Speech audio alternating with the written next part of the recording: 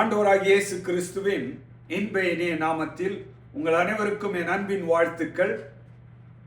விவிலியம் விஞ்ஞானமும் என்ற தலைப்பின் கீழ் பரிசுத்த வேதாகமத்தின் ரகசியங்களை நாம் படித்து வருகிறோம். கிறிஸ்துக்குள் அன்பானவர்களே, என்னுடைய காணொலியை நீங்கள் பார்த்து அதை நீங்கள் லைக் செய்வதற்காகவும் ஷேர் செய்வதற்காகவும் உங்களுக்கு நான் நன்றியை தெரிவித்துக் கொள்கிறேன்.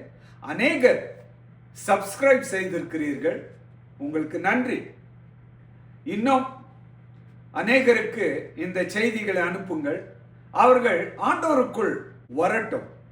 நம்முடைய நோக்கம் எல்லாம் பரலோகத்திலே சந்தோஷத்தை கொண்டு வர வேண்டும் என்பதுதான். இந்த பூலோகத்திலே பல விதங்களிலே மனுஷனுக்கு சந்தோஷம் இருக்கலாம், ஆனால் பரலோகத்தின் சந்தோஷம் நம்மை சார்ந்து இருக்கிறது. ஒரு மனிதனை ஆண்டவருக்குள் கொண்டு வரும் பொழுது பரலோகத்திலே ஒரு சந்தோஷம். ஒருவர் ஆண்டவரை சொந்த இரட்சகராக ஏற்றுக்கொள்ளும் பொழுது பரலோகத்திலே சந்தோஷம். அதற்காகத்தான் இந்த செய்திகளை நான் என்ன செய்கிறேன், காணொலி மூலமாக உங்களிடத்திலே பேசி வருகிறேன். கண்களை மூடி கர்த்தரை நோக்கி ஜெபம் செய்வோம். அன்பின் ஆண்டவரே, இந்த காணொலியின் மூலமாக அநேகர் உம்முடைய அன்பை புரிந்து வருவதற்காக ஸ்தோத்திரம் ஆண்டவரே. பாவியாகிய என் மீது கிருபையாகிரும் ஆண்டவரே. என்னை மறைத்து உம்முடைய சத்தியங்களை வெளிப்படுத்தும் ஆண்டவரே. சத்தியத்தை கேட்கிறவர்களும் அடியேனும் ஆவியானவரால் நிரப்பப்பட்டு சகல சத்தியத்திற்குள்ளும் நாங்கள் கடந்து வரவும், நீர் ராஜாதி ராஜாவாக வரும்பொழுது உம்முடைய ராஜ்யத்திற்கு பாத்திரவான்களாக இருக்க எங்கள் ஒவ்வொருவரையும் நீர் ஆசீர்வதிக்க வேண்டும் என்று இயேசு மூலம் ஜெபிக்கிறேன் கர்த்தாவே, ஆமென். ஆதியாகமம் புஸ்தகம் 4ஆம் அதிகாரம் 17வது வசனத்திலே வாசிக்கிறோம். காயின் தன் மனைவியை அறிந்தான், அவள் கர்ப்பவதியாகி ஏனோக்கை பெற்றாள். அப்பொழுது அவன் ஒரு பட்டணத்தை கட்டி அந்த பட்டணத்துக்கு தன் குமாரனாகிய ஏனோக்குடைய பெயரை இட்டான். இந்த வசனத்தை வாசிக்கும் பொழுது அநேகருக்கு ஒரு குழப்பம் ஏற்படலாம். இதை குறித்து யூடியூபில் பார்த்தீர்கள் என்றால் பலவிதமான விளக்கங்கள். காயினுடைய மனைவி யார்?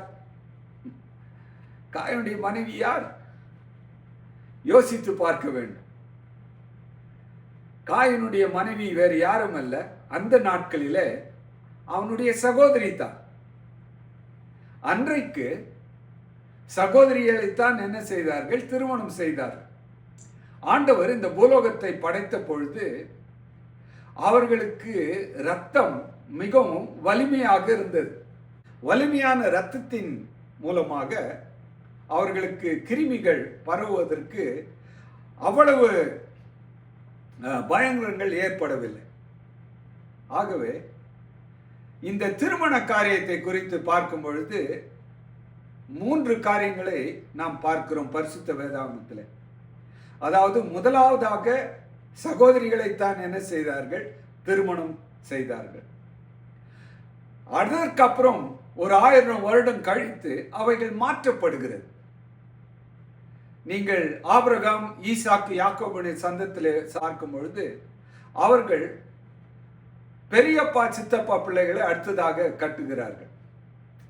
ஆபிரகாம் அப்படித்தான் திருமணம் செய்தான். அதற்கப்புறம் மறுபடியும் ஆண்டவர் என்ன செய்கிறார்? அந்த திருமண முறையை மாற்றுகிறார். யாக்கோபு தன்னுடைய மாமன் மகளை திருமணம் செய்கிறார். ஆகவே 3 முறை என்ன செய்கிறார்? இந்த திருமண பந்தங்களை மாற்றுகிறார். அதோடு நின்று விடுகிறார்கள். 4வது முறை 8ஆம் புஸ்தகத்தில் என்ன வாசிக்கிறோம்?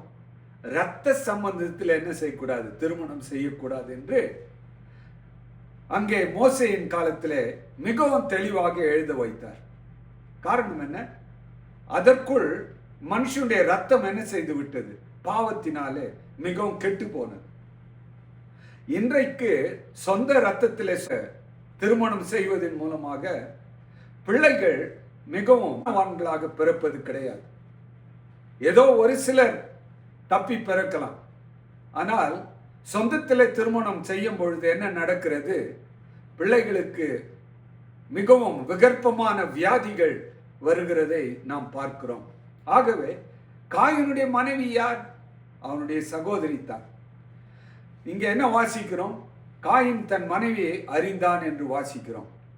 ஆகவே காயின் தன்னுடைய சகோதரியை திருமணம் செய்து கொண்டான், நானும் போய் அப்படி செய்கிறேன் என்று என்ன செய்யக்கூடாது, இந்த காலத்திலே சொல்லக்கூடாது.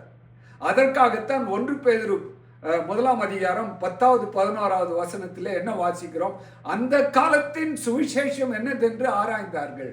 இந்த பரிசுத்த வேதாகமத்திலே 16 காலங்கள் சொல்லப்பட்டிருக்கிறது. ஒவ்வொரு காலத்திற்கு ஒரு சத்தியம்.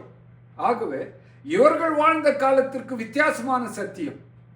மாத்திரமல்ல, யோபின் புஸ்தகத்திலே நாம் வாசிக்கும் பொழுது தேவன் ஒரு விசை செய்ததை மறுவிசை பார்த்து திருத்துகிறவர் அல்லவே.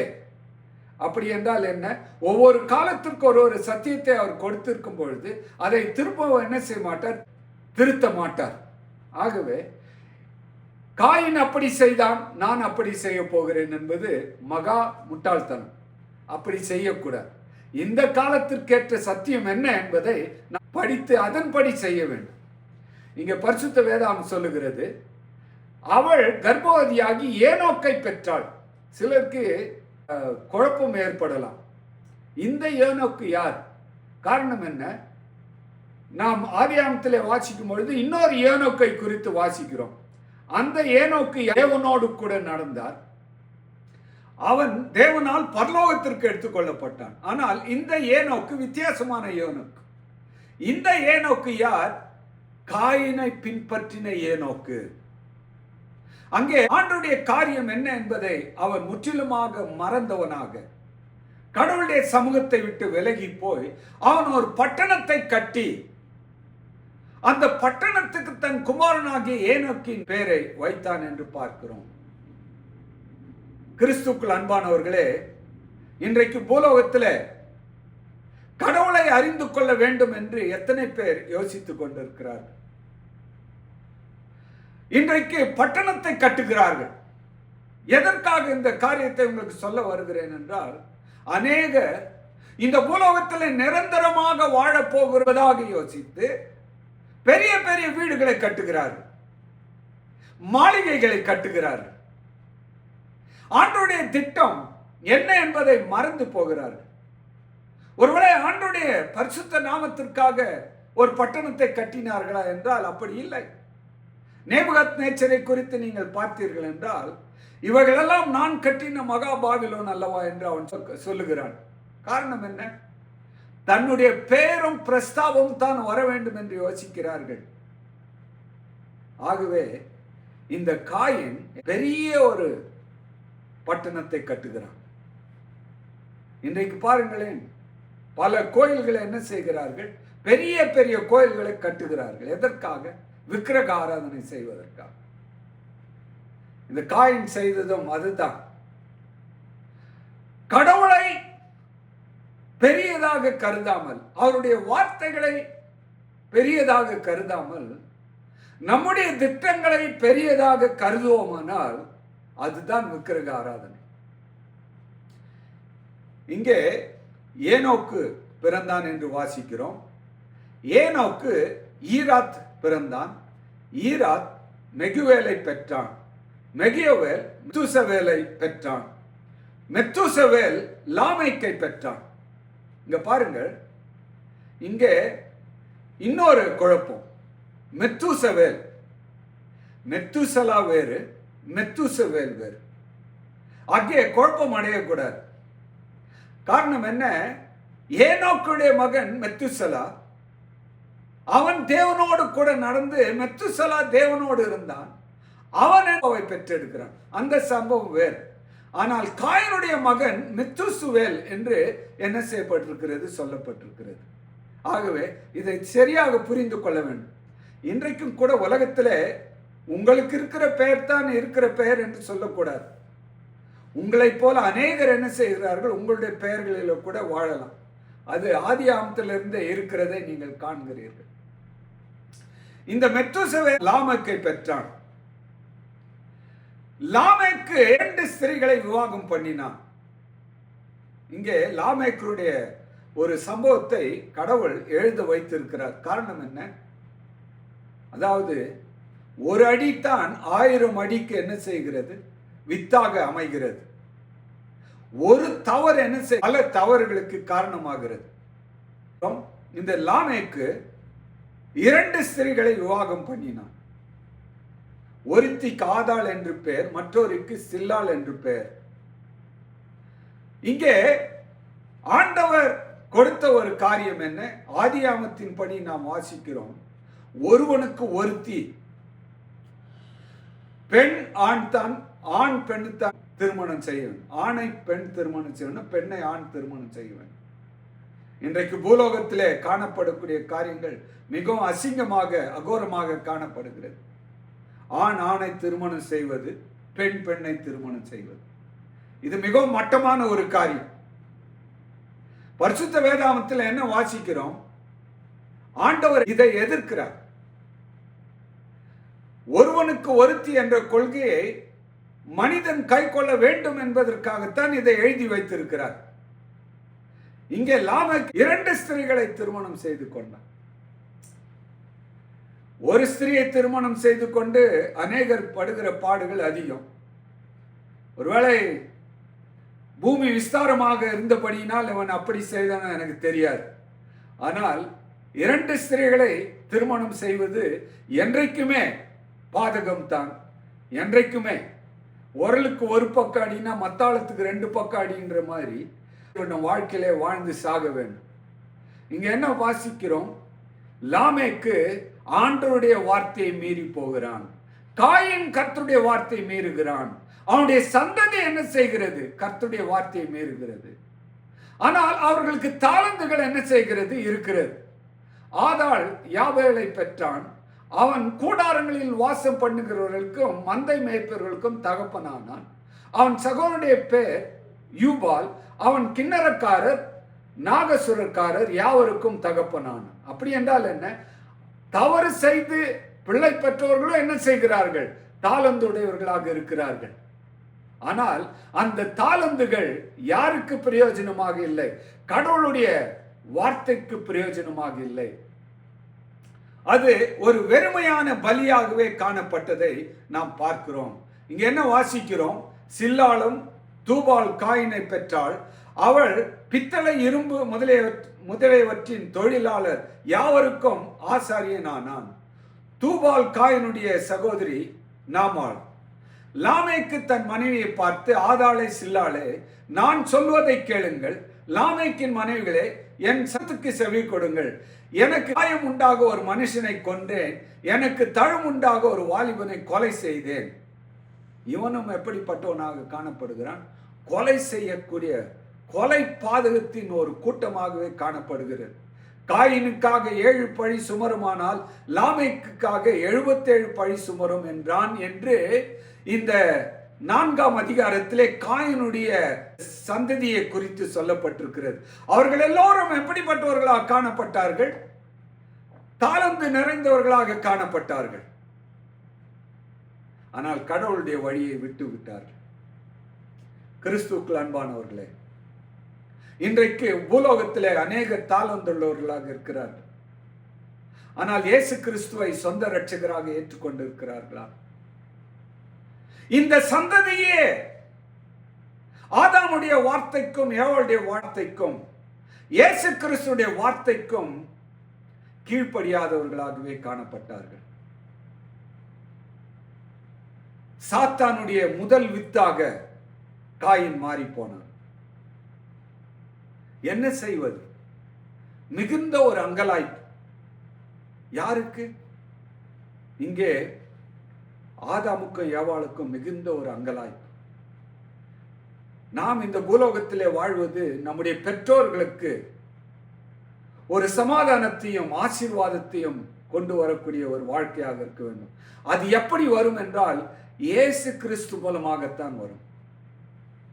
இயேசு கிறிஸ்து இந்த பூலோகத்தில் பிறந்த பொழுது இயேசுவானவர் ஞானத்திலும் வளத்திலும் தேவ கிருபையிலும் மனுஷ தயவிலும் அதிகமாய் விருத்தியானார் என்று லூக்கா எழுதுகிறார். கிறிஸ்துக்குள் அன்பானவர்களே, காயினை பெற்றெடுத்ததற்காக ஆதாமும் ஏவாளும் மிகுந்த கண்ணீர் வடித்தார்கள். ஆண்டவரிடத்தில் முறையிட்டார்கள். ஆண்டவரே, இப்படிப்பட்ட ஒரு மகன், அதாவது நீங்கள் இந்த காலத்து வெளிப்பாடத்தை நீங்கள் படித்திருப்பீர்கள் என்றால் அதில் என்ன வாசிக்கிறோம்? ஏவாள் காயின் பிறந்த பொழுது இவன் தான் இரட்சகராக இந்த பூலோகத்தில் இருக்க வேண்டும் என்று அவள் யோசித்தாள். ஆனால் முதல் பிள்ளையை எப்படி மாறிவிட்டான்?